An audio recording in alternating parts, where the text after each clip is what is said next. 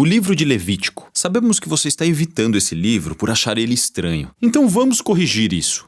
Vamos lembrar que a história da Bíblia começou com os seres humanos na presença de Deus, mas eles foram banidos por sua rebelião. No entanto, Deus quer ter um relacionamento com a gente. Então escolhe uma família que ele usará para restaurar o mundo de volta à sua presença.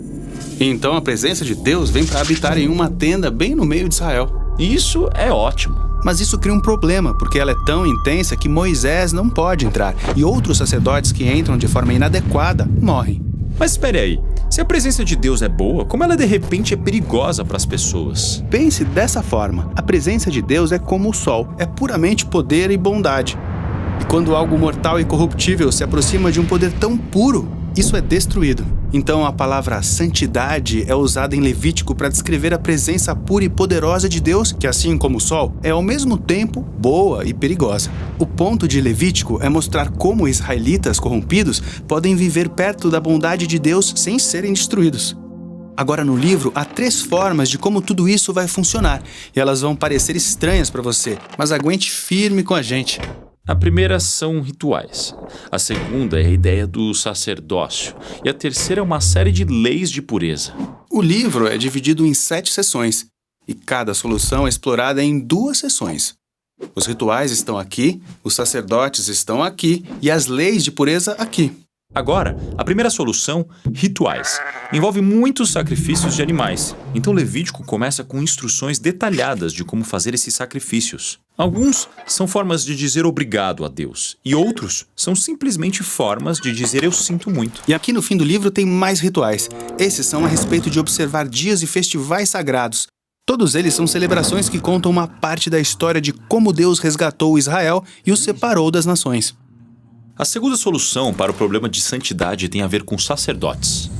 Veja só, estar diretamente na presença de Deus é muito perigoso, então ele nomeia sacerdotes como representantes especiais que podem entrar em sua presença em nome dos outros. Então, nessa sessão, temos uma história sobre como os sacerdotes são ordenados ao sacerdócio. Depois, essa outra sessão explica o conjunto de padrões mais elevados que os sacerdotes têm que seguir por trabalharem tão perto da presença de Deus. A terceira solução no livro é sobre as leis de pureza, e essa é, de longe, a coisa mais difícil de entender. Por exemplo, essa seção está muito preocupada em saber se você está limpo ou sujo.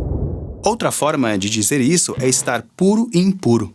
Aqui está o que precisamos saber para entender isso. Quando você se encontra em um estado puro, você pode estar perto da presença de Deus. Quando você está em um estado impuro, você não pode. Então era muito importante que os israelitas soubessem em que condição eles estavam em cada momento. E a primeira coisa que temos é uma lista de animais puros e impuros. Sim, essa lista de animais é dividida por onde eles vivem, na terra, no mar, no ar.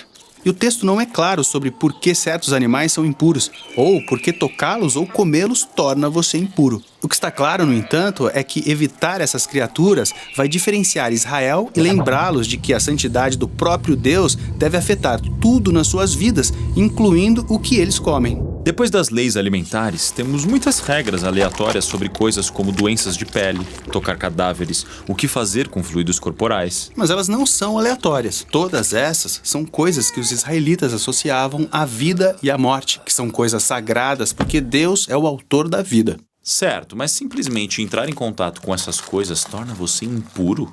Sim, mas tenha em mente que não é errado ou pecaminoso estar ritualmente impuro. Você só espera alguns dias, toma um banho, oferece um sacrifício e estará puro de novo. O que é inapropriado é entrar na presença de Deus quando você está impuro. Agora, tem mais leis de pureza aqui nesta seção. Sim, elas focam no comportamento moral de Israel. Essas são leis sobre a justiça social, relacionamentos saudáveis e integridade sexual. Viver segundo essas leis fará de Israel um povo moralmente puro, que pode viver perto da presença de Deus. Essas são as 3 soluções, mas você provavelmente percebeu que elas estão ao redor do centro desse livro. E é nele que encontramos um ritual muito importante, chamado Dia da Expiação. Sim, Israel é uma grande tribo agora, e há muitos pecados que passam despercebidos, sem que as pessoas os resolvam. Então, uma vez por ano, os sacerdotes pegam 2 bodes. Um desses bodes é sacrificado e o seu sangue é levado à presença de Deus, onde simbolicamente cobre ou expia o pecado de Israel. Isso é um pouco estranho. Bem, o significado do sacrifício é explicado no capítulo seguinte, no qual Deus diz que o sangue de uma criatura é a sua vida. Então, a vida desse bode é oferecida como um substituto.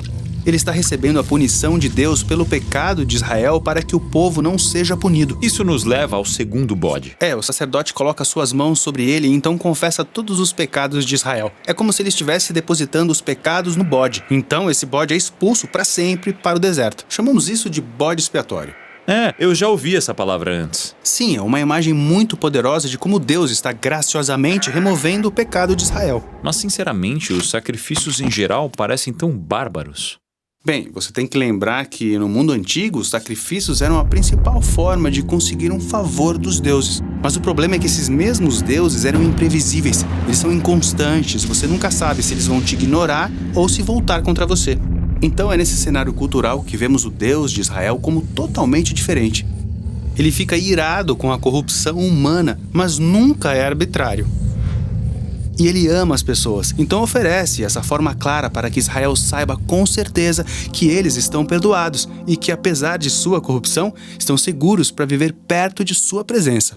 E então, na verdade, isso torna o livro de Levítico uma declaração revolucionária para a sua época. Então isso é Levítico, mas Israel ainda está no Monte Sinai, no meio do deserto. Eles precisam de um lugar para viver. Sim, a terra que Deus prometeu a Abraão. Então a viagem àquela terra é o tema do próximo livro da Bíblia.